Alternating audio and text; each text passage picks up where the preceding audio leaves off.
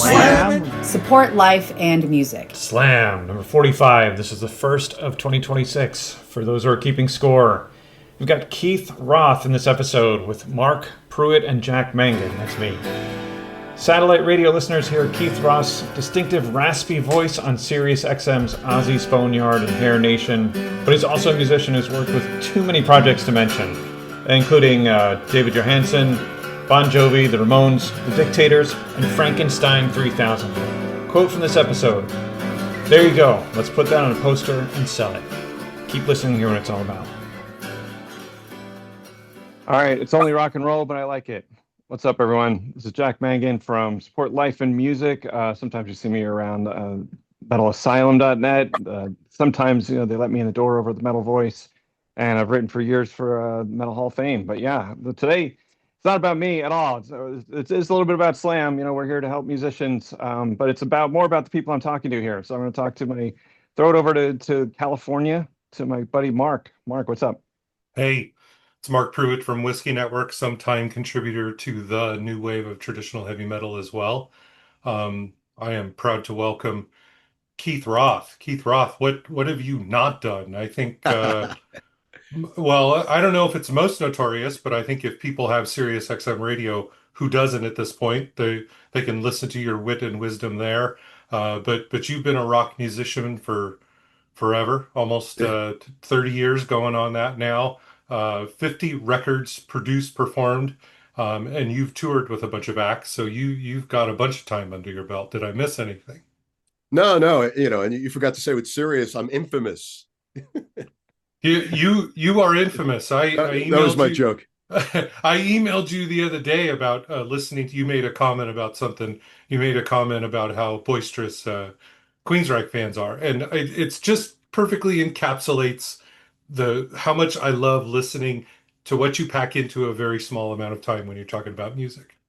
Well, when I'm on the air doing that, it's like whatever year we're supposed to be in, mentally, that's the year I'm at. I'm anachronistic and I'm completely oblivious to current times, but I have a lot of fun doing those gigs, on the Boneyard and on the Hair Nation and whatnot. It's cool, and people seem to enjoy it, and it is like we get together every day, and it is kind of therapeutic just to kind of transcend back to those times. As I called it, it is your sermon, and it is your pulpit to serve, and that's what it is that you do. Well, thank you. You got a couple of other, I know you got Mark Striegel, and you got like a little crew there, right? Or you never cross paths. Sorry, no, we do. Tommy London and Mark Striegel. I've been there since 2002. Well, I got hired in 2002. I started there in 2003. So, there's been a lot of, people going through the revolving doors, but, it is like one big family. I've watched the growth of it throughout the years. I probably told Mark when I was on for a Whiskey Network, getting into, I had no idea what satellite radio was. I was doing a little specialty show in Jersey on a channel called The Rat, called Electric Ballroom. And we had a lot of fun. And, and on Sunday nights, people used to come down and hang out with us, like Joey Ramone and the Davies brothers from the Kinks, because we were all in the industry and they had a good time and it was fun. And Sunday nights, and it started resonating with people, and it became the thing for a minute. And then through doing that, somebody asked if I wanted to do satellite radio, and I had no idea what satellite radio was. And I thought it was like Wayne's World, that's the best way to describe it. But when I'm talking to the person that was interested in having me to do a punk rock show, which was similar to Electric Ballroom, when I went into the city, to see, Sirius Radio at that point, because we didn't merge with XM, it was just Sirius. XM was kind of doing their thing. And when I went up there, like I probably told you, Mark, it was like landing on the Starship Enterprise. Yep. I was like, holy crap, man, this is insane what's going on here. And seeing all these legendary New York people like Pat St. John and Carol Miller and Meg Griffin. And I'm like, man, this ain't Wayne's World. I better educate myself pretty quickly. This is a cool gig. And I did that punk show, and I had the honors of producing David Johansen's show for 23 years. And that was probably one of the greatest things I've ever done, being, around that guy for all that time. So and I still enjoy, as I was saying, doing the Boneyard, because that was stuff that I grew up in, man. That was my high school years: Black Sabbath, AC/DC, Led Zeppelin, Aerosmith, Rush, Motorhead. Come on, that's fun. And the Hair Nation thing, I mean, obviously I knew people that were, into that stuff.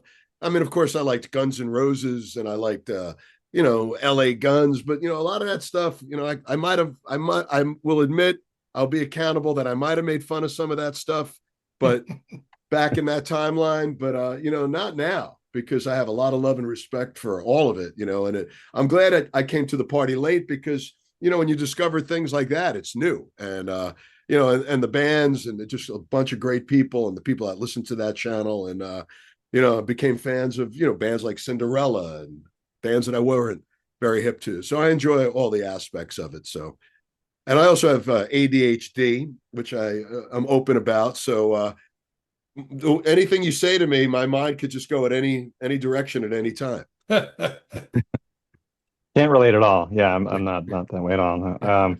Well, then I'm confused then, Keith. So what the hell are you then? Are you a metal guy? Are you a rocker? Are you a punk? I mean, I'm confused. Well, what are you, man?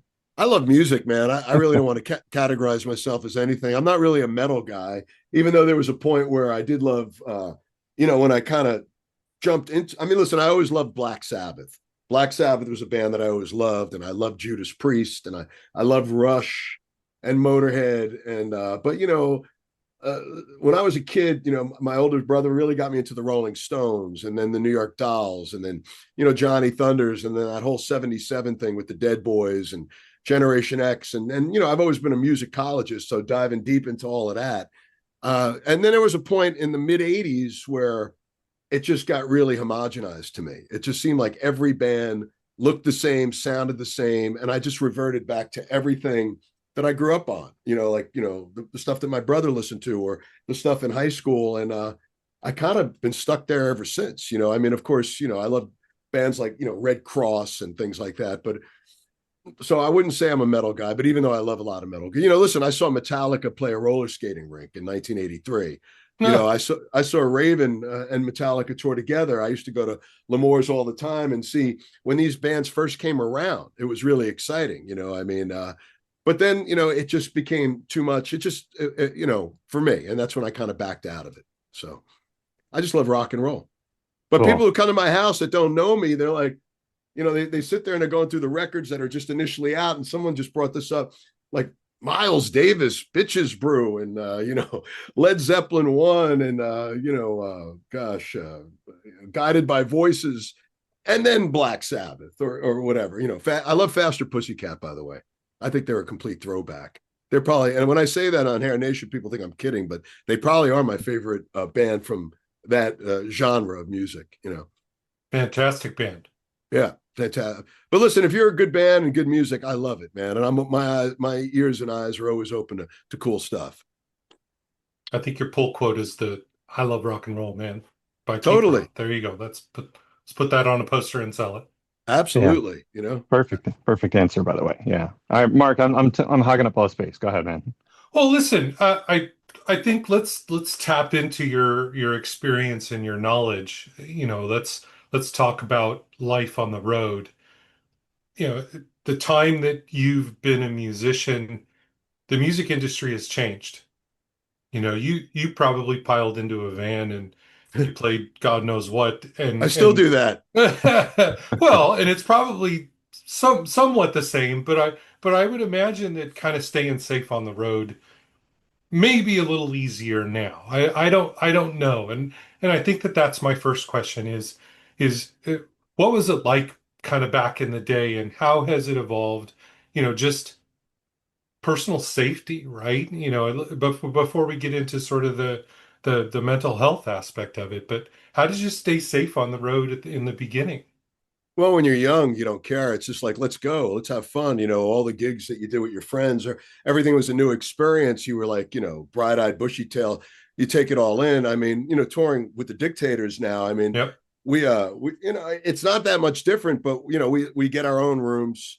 We have that space together. I mean, these guys are a bit older, so they want their time. There is still a lot of travel, though. I mean, the mental health of it, is really when it ends, because it's like, you get used to being out there. It's like, okay, You're going to be out there for 20 days, 19, whatever, 30, whatever it is. And then you do it. And, your life is you get up, you eat breakfast, you pack, you unpack, you pack up, you get in the van or the bus, and you go to the next gig, and you get there at 2 or 3 in the afternoon, and you do sound check. You wait. There's a lot of waiting around. And then you do the gig, and then you meet people, and maybe have a couple drinks, and then you do it again and again and again and again. And then you finally come home, and you can't wait to get home. And then after about 2 or 3 days of being home, can you curse? Of course. Yeah, yeah. You want to climb the fucking walls because it's different. There's something about being on the road that even though you feel like some people are not cut out for it, I am. I could stay out there for extended periods of time. A lot of people I know are the same way. But when you come home, it's I love my family very much, but there's that mental thing where it's just like, you're doing a whole the come down on that is very hard for me. Different routine. Let's Right. just say that you're like in a all different routine. Yeah, like I cannot wait to get home and see my friends and go out to eat and catch up on all my Knick games and this and that. But after 3 or 4 days of that, it becomes like I miss being out there, and I don't know what I'm missing. I'm in a van with people, or I'm like, I can't put my finger on it, and so it sometimes it takes me a few weeks to get out of that thing. It's depressing, to be honest. So, following up on that, you're stuck in a van with a bunch of people, and I'm sure you like the guys from the Dictators well enough. Absolutely, I love them. But how do you keep from, the walls closing in on you, from being in that van too much? How do you guys stay healthy? How do you keep it so that when you get on stage, you're making the magic happen every time? Experience, and also we do get along, because I don't think any of us would be doing it if we there's a lot of laughs, there's a lot of ball busting. I mean, they're older than me, but they've been around the block, and I've been around the block. Even though I'm younger than them, I've been through this meat grinder. So you got to know how to give everybody their space, and a lot of headphones going on, and a lot of people listening to their own music, and I use the time to be very creative. As a matter of fact, we were touring Spain. 23. It was a lot of shows. I can't remember. We were in, like, every night we were changing hotel rooms, and every drive was like 6 to 8 hours. But what I was able to do was compile a Frankenstein 3000 record that I was asked to put together.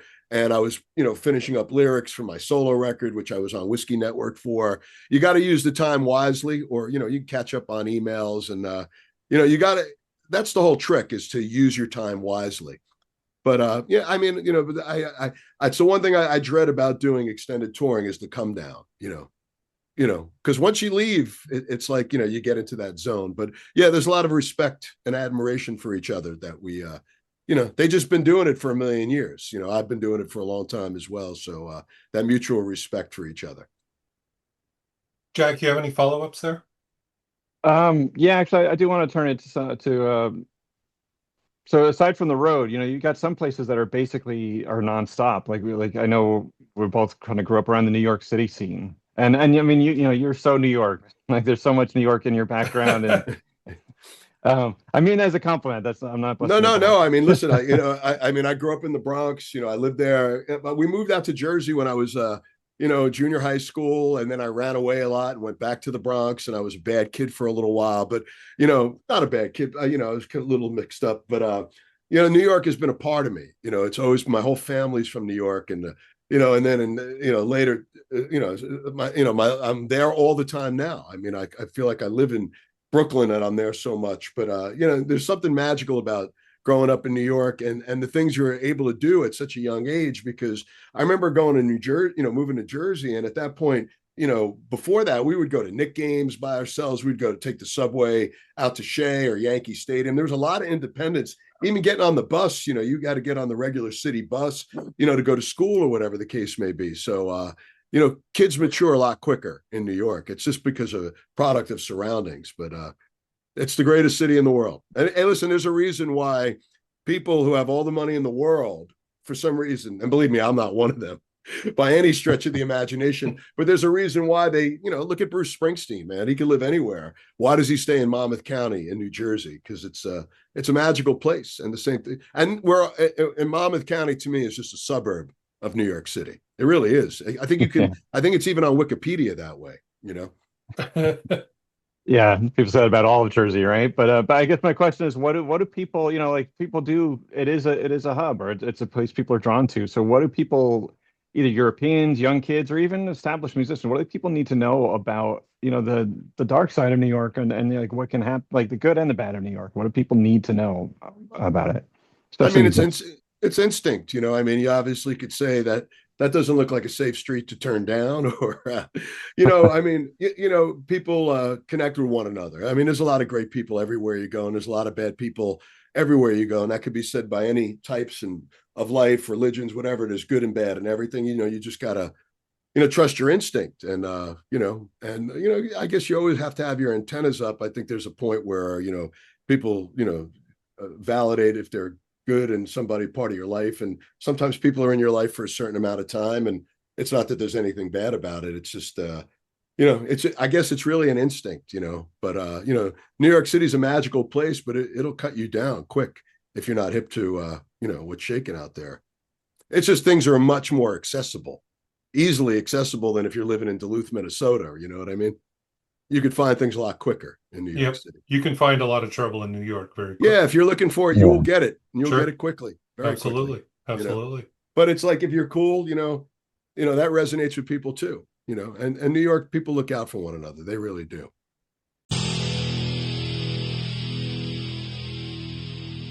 Hi, I'm Burton C. Bell here with Slam with Jack Mangan and Dave Ellefson. Everybody, David Johansen here, and you should support Slam.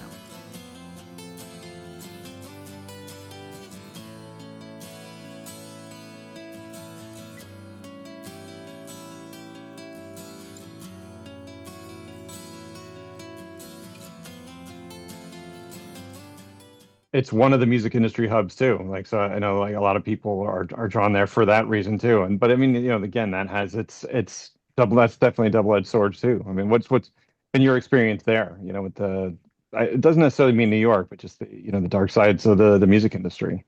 Well, I mean, when I was young, some of my heroes, like Keith Richards, Johnny Thunders, so being a dumb kid, you try to emulate some of your guys, some of the things. And I got, very into drugs at a very young age. I mean, I was in rehab, and I was one of the youngest kids in Carrier Clinic back in 1980 something. And I think what really woke me up at that point was obviously finding myself behind bars, or but I think and it wasn't so much the NA meetings or the AA meetings, or actually I never did AA meetings because I still drink. I'd be lying if I said I didn't, but and a lot of people may argue me about that, but fortunately I didn't use up all my cards. I could still have one or two beers, and that's about it. But I really like drugs, and I got to keep up that guard, with it. But I mean, I think the thing that straightened me out the most was hearing people's stories. Going to these NA meetings and being, the 28-day rehabilitation, and hearing what these people had in their lives and what they lost because of drugs and bad decisions. And that resonated with me big time, because when I got out of there, I approached things differently. I really, I didn't not hang out with people who did drugs. I think I was strong enough to be like, I would try to help them, but I wouldn't push it. I would try to give friendly advice, but I didn't judge them if they were able to play in a band with them and show up for shows or whatever the case may be. I'd be a friend to them, but I wouldn't preach to them. And because people got to figure that out on your own. But I'm one of those guys that if you need the help, I'm there for you. I'll offer it, but I'm not going to be that person. You know what I mean? But I think for me, that's what really kind of straightened me out, to the sense of like, I knew where to kind of back up and kind of look at the broader picture of things. And, there's things that trigger me off sometimes, that I watch a movie or I'll hear a record, and, you just got to be strong about it. You got to be like, and then you get a little anxiety because like, wow, that kind of, you start thinking about things, but then you got to, I mean, after all these years, you hope that you could just pull back, and I messed up a couple times here and there. I've done ecstasy, which I thought was amazing. And I said, I can never do this again because this could really open up bad times for me, So I got to keep that in mind. I'm not perfect. That is such an amazing story of just adapting self-control. I mean, that's pretty amazing that you were able to be, I don't want to say scared straight, but you were inspired to be like, no, man, I just need to root myself in the reality of I can't dabble in this, and look, we're not about perfection, we're not about abstaining, but I think you make a very real point that you just kind of have to keep things in perspective and keep it Yeah. straight. Everybody's different. Everybody, listen, I'll be honest, I have friends that are very functioning and they do a lot of stuff, but they are very functioning. I mean, there's nothing bad to be said. I mean, they go to work, they do their job, they do it well, and they do things, and it's okay. I mean, everybody's different, and nobody should be worried about, like, nobody should look at somebody else and say, oh, everybody has their own story. I mean, fortunately, I have this trigger, and it brings on like panic, like when because I made a mistake. And I'm like, and that kind of brings me back. But I feel like the older I get, I got more control. But then again, you see people that have been sober for so long, and then all of a sudden, like, out of nowhere for no reason, it's scary. It's scary. It's a never ending battle. But but you got to have fun too, and there's so much. It's all about positive. Whatever makes you feel positive in life, whether it's buying a record or buying a Slurpee or whatever it is. It's like you gotta do things that are positive in your life, things that'll make you happy. And I think people at a certain time know what's a bad choice, and to try not to make the bad choice, or it's okay to ask for help, or it's okay to say, hey man, I'm not right, I need help, I need to talk to somebody. I think it's okay. It's totally okay. It is absolutely the hardest thing to do, is to ask for help. And Yeah. I appreciate you being extremely real and upfront about your experience. That's very refreshing, for you to be real about that, and setting your own expectations of, hey, look, you know what, I make mistakes from time to time, but I don't beat myself up about that. It's just one foot in front of the other. Yeah, you Um, can't beat yourself up because it's done. Now it's the past. So it's like, okay, we move forward, and you can keep starting over again, as long as you got to want to do it. And there's a time where, it just happens that you're gonna do it, and some people don't make that.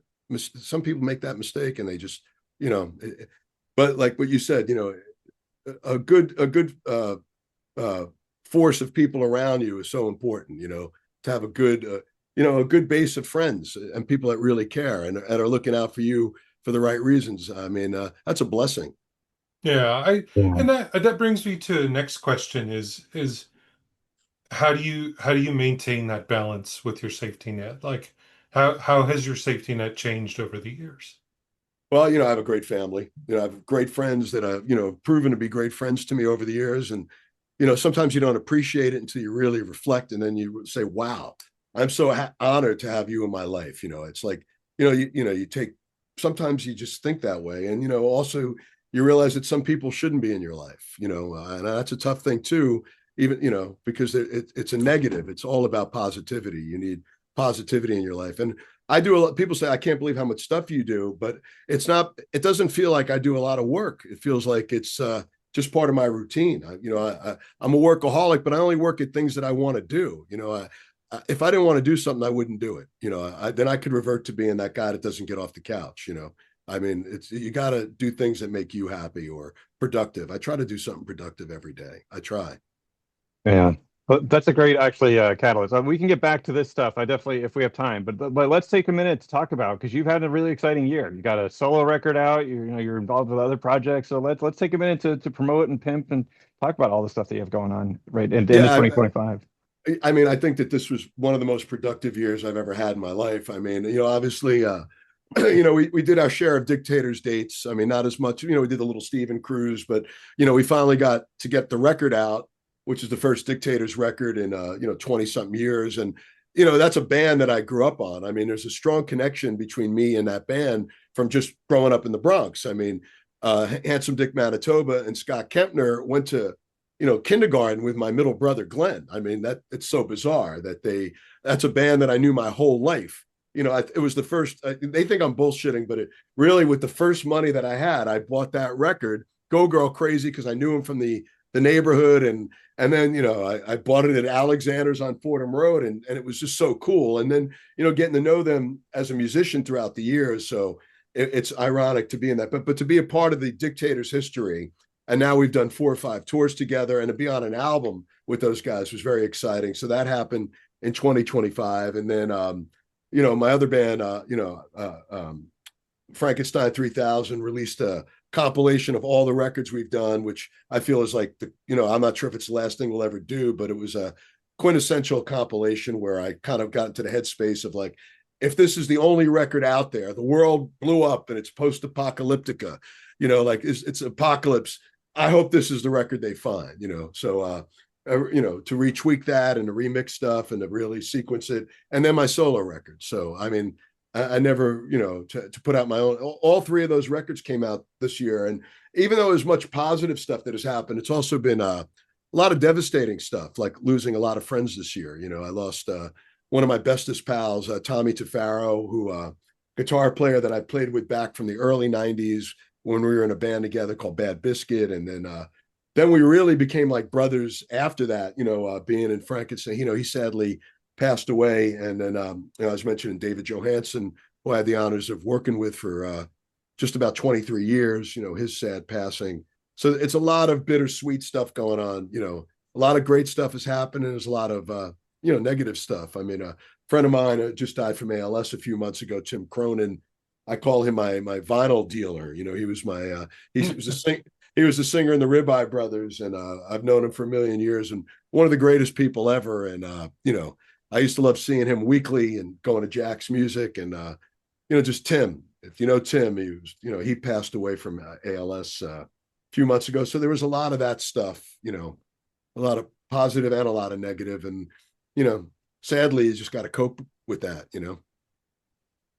Yeah, I mean, I'm glad you brought that up. And again, this show is not all about gloom and doom. We'll all sit here and cry, but as we get older, this shit happens. We lose friends. And life gets harder in some way. So, I'm glad you brought it up, because I mean, again, I love your attitude about it. I mean, what's your advice for people who are like, man, I'm hitting my 50s and beyond, and it's getting harder and harder.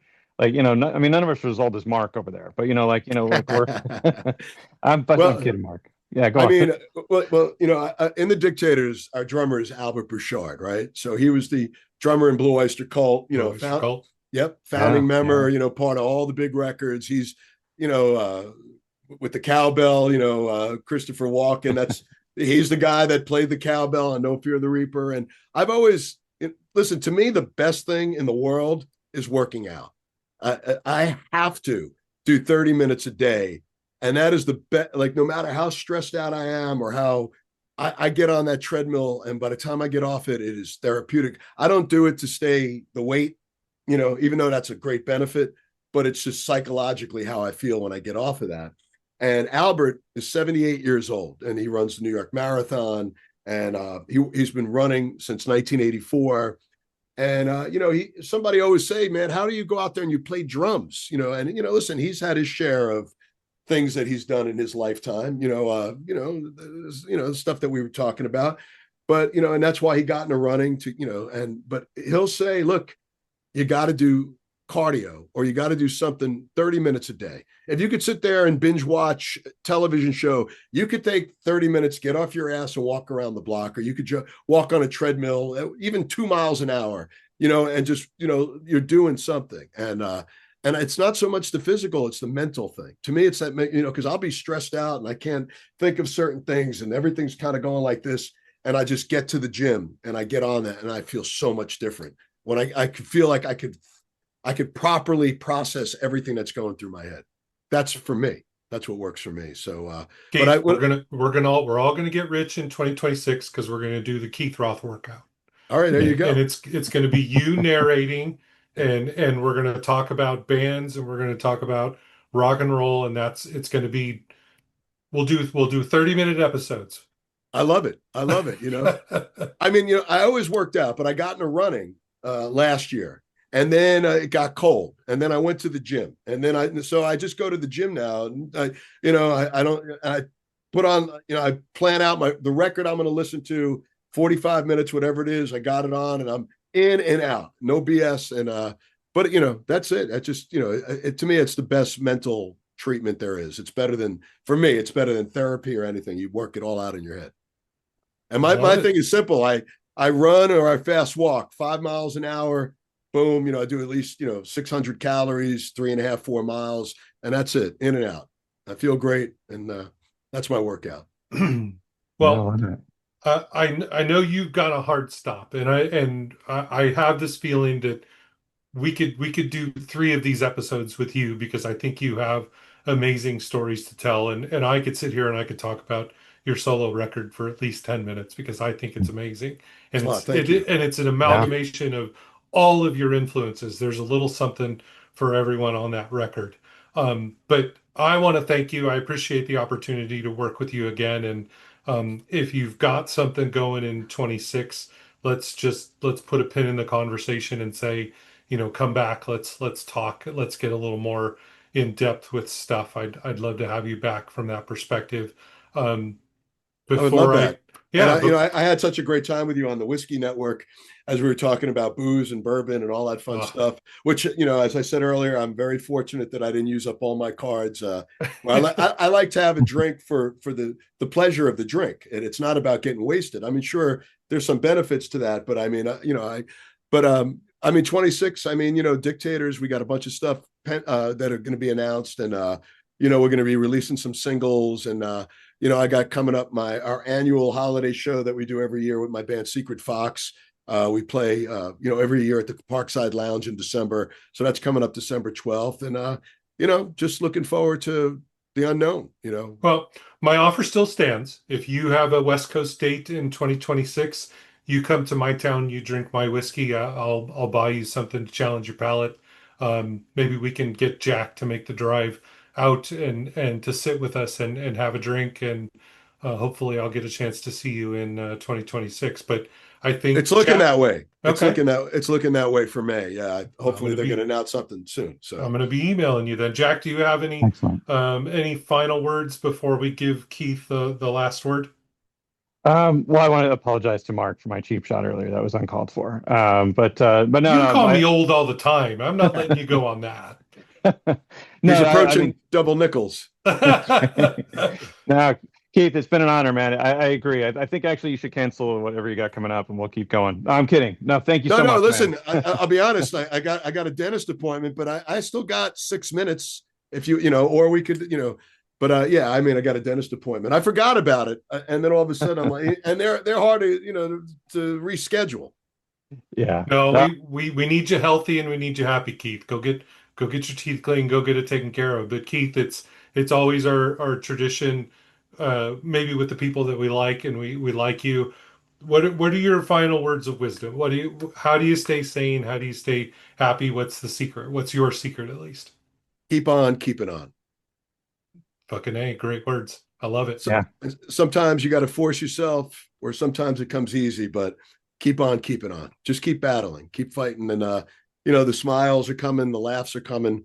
It's all just around the corner. It's just all about positivity. Negativity will bring you down. You got to snap out of that dark stuff. If something's negative, you got to force yourself to turn it into a positive. If something's in your head that's negative, think of something positive. Positivity.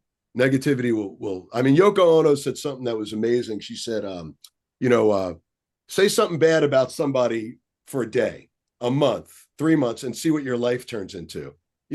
It's not my business what anybody thinks of me. And and that's really it. Think about yourself. Take your number one, and whatever's going to get you through the day and make you happy. And like I said, if you need to talk to somebody, you'll find somebody, and it's okay to ask for help. I love that. That's perfect. Yeah. SiruisXM, Frankenstein 3000, The Dictators, Secret Fox. Everybody knows where to find you. So definitely partake. The law of diminished returns. Don't forget that. So as Mark said, kick-ass album for 2025. So absolutely. That's been a proud moment. It's now doing these shows too with the Dictators. It's cool that people are coming up and bringing the record and having me sign it. It's like, wow, people did actually buy this thing. It's amazing, It's like, you sit there and you make this record in the studio, and then all of a sudden, people are walking up with the physical. It's the greatest feeling in the world. To be honest. That's awesome. I love it. Well, Keith, you've been generous with your time again. Great to work with you. Have a great time at the dentist as much as you can, and appreciate it. Happy holidays to you guys. It's always great seeing you guys. It's always great seeing you, Mark. It's nice to meet you, Jack. And hopefully I'll be back on the show soon, and have a great holiday.